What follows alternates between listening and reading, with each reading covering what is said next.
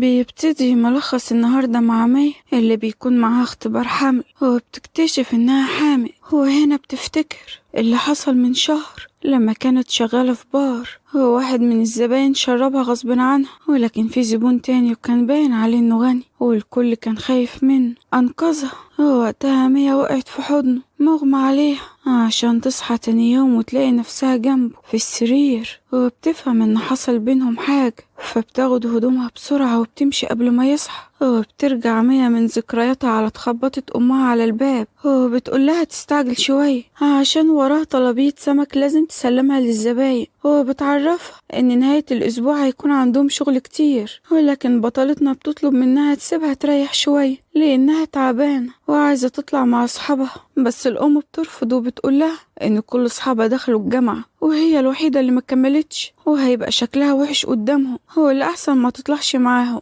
هو بلاش مياعة عشان الزبون مستني الطلبية.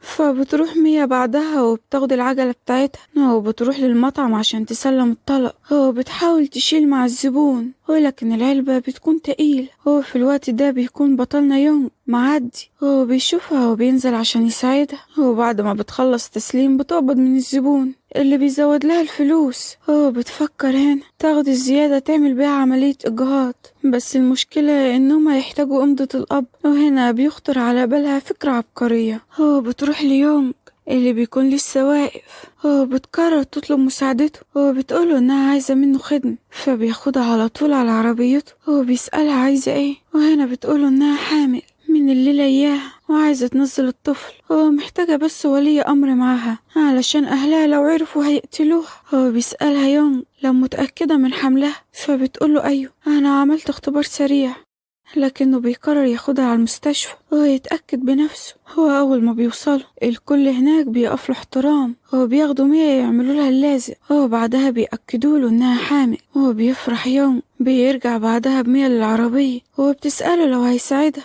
في موضوع الإجهاض، لكنه بيتعصب عليها. هو بيرفض إنها تجهض ابنه. هو بيعرفها إنه هيتكفل بكل مصاريفها وهيتحمل مسؤولية الطفل، بس ميا بتكون خايفة من أهلها لحسن يعرفوا، وهي كمان لسه صغيرة 19 سنة بس، يعني لسه طفلة على موضوع الحمل ده. بس لما يونج بيوعدها انه هيقف جنبها بتفرح وبتطمن، فبتوافق في الاخر انها تحتفظ بيه. وبترجع بعدها للبيت. هو بتسلم الفلوس لامها اللي بتزعق لها على التأخير. هو بتديها اوردر جديد عشان تسلمه، ولكن ميا بترفض. هو بتقولها مش هقدر.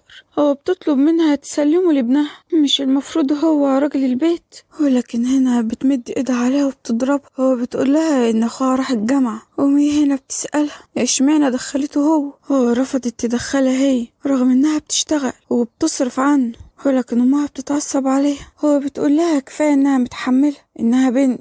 هو بتضربها. هو بتقولها لو مش عاجبك امشي من البيت وشوفي بقى يا حلوة هتعيشي فين. وهنا ميا بتنهار. هو بتطلع تجري برا البيت. هو بتكون عربية هتخبطها لولا زور في الوقت ده يونغ اللي بينقذها. هو بيسألها بتجري من البيت ليه. هو بياخدها من ايدها على البيت بيته. هو بنشوفه هو بيهتم بيها. هو بيحطها في السرير. هو بيطلع ينام هو على الكنبة. وتاني يوم بقى الصبح بتصحى ميا وبتلاقي يونغ محضر لها الفطار. وبتفرح لأن دي بتكون أول مرة حد يهتم بيها كده. هو بيكون خرج لشغله. هو بتوصل بعدها الخادمة. هو بتفتكرها مرات يونغ، بس ميا بتعرفها إنها هتقعد هنا كام يوم وتمشي.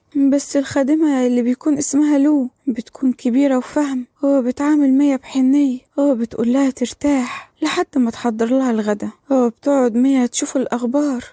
هو بيقع قدام عينيها خبر عن صداقة يونج بالممثلة باي المشهور. هو بتفتكر انهم مرتبطين عشان كده مستحيل يتجوزها. هو لما بيوصل يونج بترحب بيه. هو بتفرح بوصوله. وهو أول ما بيشوفها بيلاحظ إنها حافية، فبيشيلها وبيلبسها الجزمة بنفسه وهي بتشكره. هو بتعرفه إنها هتمشي عشان حبيبته ما تزعلش. هو لكنه بيستغرب من موضوع الحبيبة ده. هو بيسألها انتي جايبة الكلام ده منين، فبتقوله من على النت. هو بيأكد لها إنه عازب والكلام ده مجرد إشاعات، فبتتكسف مية إنها صدقت الإشاعات دي. يونج بيكلم مدير أعماله عشان يمسح الأخبار دي. هو بيرجع تاني لمية اللي كانت بتصلح تليفونها، بس بيقولها تسيبه وهو هيجيب لها واحد جديد. بتتجرح مية في الوقت ده بسبب التليفون، فبيتخض عليها يونج اللي بيجري على طول وبيجيب لها ضماد عشان الجرح. وهي هنا بتستغرب من حنيته عليها. هو بتقول شكل كده هحبه ولا ايه، بس بتفتكر ان هو من طبقة وهي من طبقة تانية خالص. ودي الحقيقة المر اللي مش هتقدر تغيرها. هو بعدها بقى بيكون جايب لها حلويات فبتأكله منها. هو بيحس هنا ان هو كمان هيحبها، عشان كده بيبعد عنها، ولكنها بتكون فرحانة انه اكل من ايدها. وتاني يوم بقى بياخدها يونج عشان تجيب تليفون جديد، والناس بتشوفهم سوا. هو بيشاوروا على بطلنا انه بقى ليه حبيب. وهنا مية بتسيب ايده عشان محدش يتكلم عنهم، لكنه بياخدها في حضنه قدامهم. هو بيقول لها تنقي اللي يعجبها. هو فعلا بتختار 101. وأول ما بتشغل التليفون بتشوف الإشاعات عنها على النت إنها عشيقة يونج رجل الأعمال المشهور، فبترد على كل اللي اتهمها ولكن باسم مستعار. يونج بيوصله الخبر.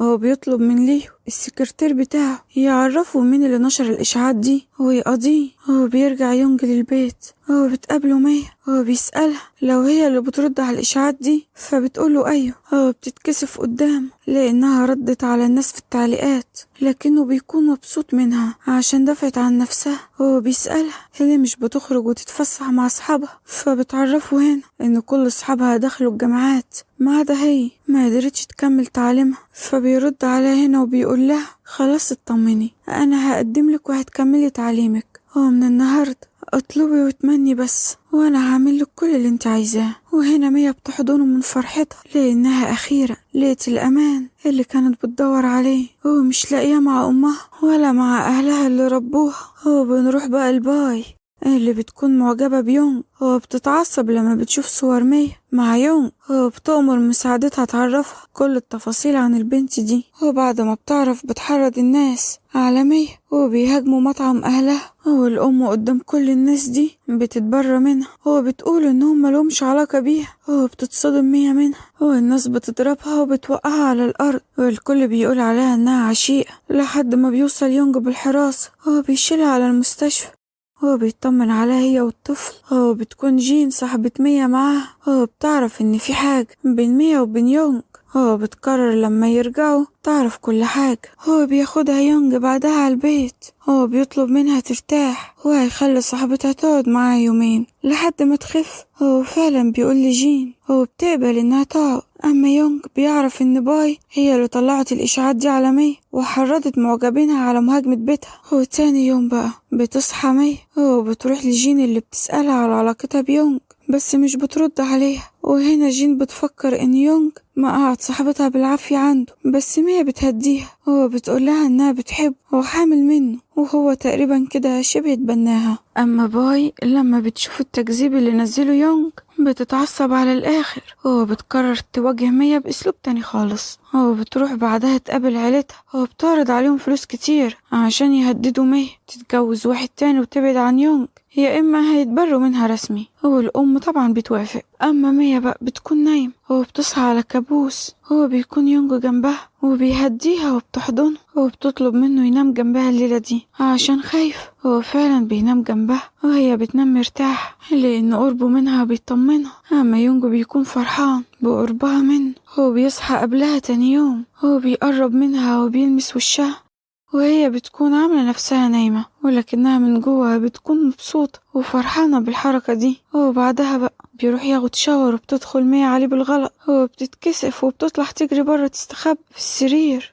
يضحك عليها وعلى براءتها. بيعرفها انه هيروح الشغل. وعند باي بقى بتكون اخبار عدم ارتباطها بيونج انتشرت، عشان كده بتروحله. بتقوله ينقذها من الفضيحة دي ولكنه بيرفض يكلمها. أما ميا بتكون خرجت مع جين وسألتها ازاي تعترف ليونج بحبها وتخليه يشوفها كبير مش مجرد طفلة. وده علشان الفرق بينهم كبير، هو عنده 30 وهي 19 بس، ومهما عملت بيشوفها طفلة. وهنا بتنصحها صاحبتها تلبس له حاجة حلوة ومثيرة في نفس الوقت وتستناه بالليل عشان تكبر في عينه في السن يعني. هو فعلا ميا بتعجبها الفكرة وبتروح تجهز نفسها وبتستناها على ما يوصل. وهو بيكون سهران برا مع صاحبه، ومن حظها الأسود بيقرروا يرجعوا يكملوا السهرة سوا في البيت. هو بيتفاجئوا بميا أول ما بيدخلوا من الباب لابسة لبس مش محترم خالص وبتتكسف من صاحبه. هو أول ما يونج بيشوفها كده بيطرد صاحبه. هو بيروح لميا اللي كانت مكسوفة من عملتها، بس يونج بيتأسف لها لأنه معرفاش إن في حد جاي معاه، وهي بتقوله إنها عملت كده عشان تحترف له بحبها حتى لو هو مش معجب بيها، بس هي عايزة تكون معاه وتكمل معاه باقي عمرها. وهنا يونج بيوعدها إن هيكون معاه لنهاية العمر.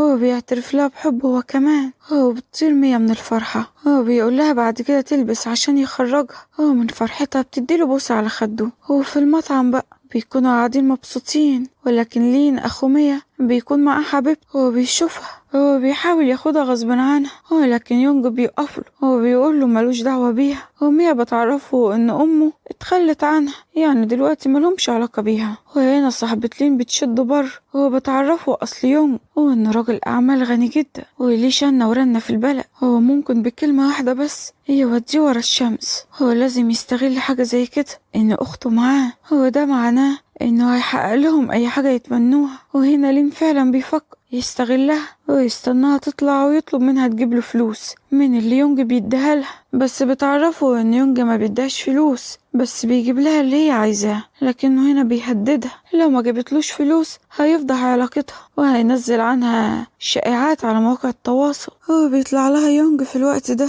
وبيلاقيها سرحانة، ولكنها لما بتفتكر انه بيحميها بتفرح وبتمشي معاه. بس اخوها طول الوقت كان بيتصل عليها عشان تدي فلوس وهددها لو ما استعجلتش هيعرف ابوها مكانها وانها حامل من يونج. بس ميا بتقرر هنا انها تقول ليونج على اللي مضايقها. هو بيقول لها ما تفكرش في عيلتها، ولو هي عايزة تروح تقابلهم هو هيجي معاها. هو كمان بيوريها انه مسجل لها في الجامعة وخلاص هيديها بطاقة وتتعامل بيها براحتها. هو بعدها بنشوفهم رايحين بيت اهل ميا، ولكن ميا بتدخل لوحدها. هو بيرحب بيها الاب اللي شكله بيحبها، بس بيسمع كلام مراته هو اللي بتقول لميا إنها ممنوعة تدخل بيتهم إلا لما توافق على جوازها من راجل عجوز هيدفع مهر كتير أو تمضي على قرار إنها مش من العيلة دي. هو ميا طبعا بتختار الاختيار التاني وبتمضي. هو بكده بتكون فشلت خطة باي، لكن الأم بتضربها على دماغها عشان تجوزها بالعافية. وهنا بيحس يونج لما بتتأخر بينزل عشان يطمن عليها. هو بيقتحم البيت بالحرس اللي معاه. هو بيلاقي ميا فاقدة الوعي فبيفوقها. هو بيقول لأهلها إن ميا دلوقتي بقت مسؤولة منه. هو بيديهم ورق تنازل عن حضانتها لحسابه مقابل مبلغ كبير، والأم طبعا بتوافق للي بيدفع لها أكتر. هو بتمضي على طول. هو بياخدها بعدها يونج. هو بتكون متأثرة باللي حصل، ولكنه بيقول لها إنه هيكون كل عيلتها وهيحبها وهيحميها. هو مش هيحسسها بأي نقص ولا هتحتاج تاني لأهلها دول. هو بيقول لها إنه هياخدها ويعرفها على أهله عشان تتأكد من صدقه ناحيتها. هو فعلا بتروح معاه. هو بتقابل الأم اللي بتكون زعلان منه لأن مش بيزورهم كتير، ولما بتعرف إن ميا حامل بتاخدها بالحضن. هو بتقول إن دي خلاص كده بقت بنتها، ولكن لما بتعرف سنها بتزعق لابنها لأنه ضحك على طفل. بس ميا بتعرفها إن هو مضحكش عليها ولا حاجة، هو إنه أصلا أنقذها من المستنقع اللي كانت عايشة فيه. هو الأم هنا بتفهم. هو بتقوله يحضر نفسه عشان يروح لبيت الجد ويعرفوا على ميا. هو فعلا بيروحوا بعدها. هو بتقابل ميا ابن أخت حماتها، بس يونج بيغير عليها لدرجة إنه مش بيسيبها حتى تسلم عليه. هو بيوصل الأب في الوقت ده اللي بيرحب بميا. هو بيكون واضح عليهم إنهم طيبين ومتواضعين لأبعد الحدود، وده طبعا نادرا ما بيحصل في العائلات الغنية اللي زي دي. هو بياخدها بعدها يونج وبيعرفها على جده اللي بيعرفه إنه زعلان عشان مش بيزوره وفوق كل ده مخبي جوازه عنه، ولكن يونج بيقوله انهم لسه ما اتجوزوش وان الحمل ده حصل بالغلط وما كانوش مخططين له. والجد كمان بيحب ميا وبيرحب بيها في العيلة وبتصعب عليه بعد ما بيعرف حالتها من يونج واللي أهلها عملوا فيها. هو بيروح يونج لأوضتها بالليل، هو بيعرف إنها تعبانة فبيعرفها إنه هياخدها للمستشفى بكرة ويطمن عليها. وتاني يوم فعلا بياخدها وبيروح المستشفى، هو بسبب الريحة أول ما بتدخل للدكتور بترجع. هو بيسأله يونج لو ده طبيعي فبيقوله أيوه وإن ده طبيعي في أول 3 شهور. هو بيطمنه بعدها على الجنين وبيفرح لما بيعرف إنهم توأم. هو بيرجعوا بعدها للبيت وأمه بتعمل لها مشروبات عشان تقويها. هو بتحس ميا بالاهتمام اللي عمرها ما حست بيه ولا حلمت حتى إن ممكن حد يهتم بيها للدرجة دي. ويونج بنفسه بيشربها المشروب عشان ما بتكونش قادرة تشربه. وتاني يوم بقى بيعرفها إن في حفلة عيد ميلاد لواحد شريكه وهي هتروح معاه. هو بياخدها عشان يختاروا هدية، وهناك بيقابلوا صاحب عيد الميلاد السيد لي اللي بيشبه على ميا. هو بيقوله إنها شبه بنته اللي ماتت من 6 سنين وكان عمرها ساعتها 13 سنة، ولكن بيقول يخلق من الشبه 40. وبيعرف إنها مع يونج اللي بيرحب بيه. ولكن وميا راجعة بتقول يونج إنها حاسة بحاجة غريبة تجاه الراجل ده وإنها مش عارفة تحدد هي إيه. وبالليل بقى بيروح الاتنين سوا للحفل وميا بتكون متشيكة وبتلفت انتباه الكل بجمالها وطبعا لأنها مع يونج. ولكن لما ليه بيشوفها تاني بيحس تجاهها بنوع من الحنين، هو ما بيكونش عارف ده معناه ايه. هو بتوصل اخت ليه بعدها اللي بتكرهه وبتفرض نفسها على الحفل، وليه مش بيكون مبسوط بحضورها. هو بيلاحظ انها مركزة مع ميا برضه فبيطلع بره ومينج بتطلع وراه وبتعد لانه معزمهاش، لكنه بيعرفها انه مش مرحب بيها هنا. فبتسأله لو شاف البنت اللي مع يونج وانها شبه يوري بنته، لكنه بيقول لها ان بنته ماتت من زمان وهو خلاص سلم للأمر الواقع. هو بيكون ليه شاكك إن أخته اللي قتلتها عشان الورث والتركة. هو بنشوف بعدها ليه مع الجد هو بيسأله عن مي فبيعرفوا إنها صاحبة يونج وحامل منه، وده بيعصبه جدا لأنها لسه طفل. بس الجد مش بيكون عارف هو متعصب ليه وليه مش بيعرف يرد. هو بنروح بقى لمي اللي بتكون مع يونج، هو بتكون قاعدة تلعب معاه وهو نايم. هو بيصحى يشدها الحضن وبيسألها لو قربت منه فبتقوله لأ وإنها عضته بس. فبيقول لها القطة بقت تخربش ولازم تتعاقب. هو بيقرب منها بس الجد بيتصل عليه في الوقت ده علشان يجيله بسرعة. هو فعلا بيروح له وبيأمره الجد انه يتجوز ميا في اقرب وقت لان ليه شريكهم مش عاجبه علاقتهم دي ومتضايق وما بيكونش عارف ليه وخايف انه يعمل لهم شوشرة، عشان كده لازم يتجوزها. هو ينقلها تعيش في البيت القديم الفترة دي. وتاني يوم بقى بتروح ميا تتسوق مع جين، ولكن بيكون في 2 بيحاولوا يخطفوها. هو جين بتدافع عنها لحد ما بيوصل يونج، هو بيقبض عليه وبيرجع ميا للبيت. هو بيستجوب بعدها المجرمين وبيعرف ان باي هي اللي بحتاهه. هو لما بيرجع البيت بتسأله ميا مين دول، هو اللي كانوا عايزين يخطفوها. فبيطمنها يونج وبيقول لها انه هيحميها من اي حد عشان كده ما تفكرش في اللي حصل وتروح تنام. وتاني يوم بقى بتتصل باي على يونج، هو بتطلب منه الجواز وش كده ولكنه بيرفض طبعا. هو بيحذرها تقرب من ميا تاني. هو بعدها بيطلب من ليو يحضر لهم مكان كويس يتقدم لميا فيه ويخلي الموضوع ده سر ويوصي على خاتم جواز حلو علشان يتقدم بيه. هو بنشوف بعدها ميا وهي بتترجاه عشان يوديها الحفلة، هو بتفضل تدلع عليه فبيضطر في الاخر انه يوافق. وهنا بتبوسه على خده، هو اللي بيتكسف منها. شفته ازاي؟ هو بعدها بقى بتتصل عليه مصممة المجوهرات، هو بتسأله عن نوع التصميم اللي هو عايزه. هو بيطلب منها تصمم لطفلة عندها 19 سنة. هو تاني يوم بقى بتعرف ميا انه عيد ميلاد يونج، هو بتقرر تطبخ له بنفسها وبتستناه لما يوصل. هو لكن بتروح عليها نوم وهو اللي بيصحيها. هو بتعرفه انه هياكل من ايدها النهارده. هو بتاخده بعدها على السفرة وبتقدم له الاكل ولكنه بياخدها على رجله. هو بيقول لها كده الاكل هيبقى احلى، كل سنة وانت طيب يا عمو. بس بيعرفها ان لقبه هيتغير بعد الجواز. هو بنشوف ميا بعدها وهي رايحة مع يونج للعشاء. هو بتكون هناك مينج اللي بتطلب من سكرتيرها ياخد منها عينة دم بأي شكل عشان تعرف لو هي يوري بنت أخوها، ولكن يونج بيكون مأمنها كويس ورافض إن أي حد يدخل عليهم، بس بتجيله مكالمة فبيضطر إنه يطلع ويسيبها. هو بتستغل باي الوقت ده وبتدخل تضايق في مي. هو بتعرفها إنها تنتقم منها على سرقتها يونج منها. هو بيوصل يونج في الوقت ده وبيأمر الحراس إنهم ياخدوه، وبيسأل ميا لو بخير لأن في دم على المنديل، فبتعرفه إنه دم باي. وبيدخل الحارس ياخد عينة من الدم وبتظهر النتائج إيجابية، ولكن بتعرف مينج إن الدم الباي، فبتستدعيها لبيتها عشان تاخد منها عينة تانية. وبنعرف إن ليو مينج من العيلة المالكة، وعشان كده في صراع بينهم على العرش. وتاني يوم بقى بتنتشر الأخبار إن باي الابنة المفقودة لعيلة لي، وميا بتوري الأخبار ليونج اللي بتفكره هيزعل إنه سابها، لكنه مش بيهتم وبيقول لها تخرج معاه عشان يعشيها. هو بيروحوا المطعم فخم، ولكن باي بتروح لهم وبتقتحم المكان بما إنها خلاص بقت بنت حد مهم. هو بتعاير ميا قدام يونج بأصلها وإنها مش هتكمل كتير وسطهم وهتطردها، ويونج هيكون ليها في الآخر. هو بيرد يونج عليها إن بنت عيلة زيها مش المفروض ترمي نفسها عليه، هو تعمل حساب لاسم عيلتها وتخلي عندها كرامة. هو بعد كام شهر بقى بتقابل ميا أخوها في الشارع وبيطلب منها ترجع البيت لأنهم أخوات، بس ميا بتقوله تعالى نعمل اختبار أخوة ونشوف إحنا أخوات بجد ولا لأ. هو فعلا بيروح معاه وبتتفاجئ إنهم مش أخوات، ولين بيتصدم وبيجي يونج ياخد ميا وبيحذر لين يقرب منها تاني. ولما بترجع البيت بتعرف يونج إنها فرحانة لأن مفيش حاجة تربطها بالعيلة دي، لأنه معاملتهم معاها ما كانتش معاملة أهل بنتهم.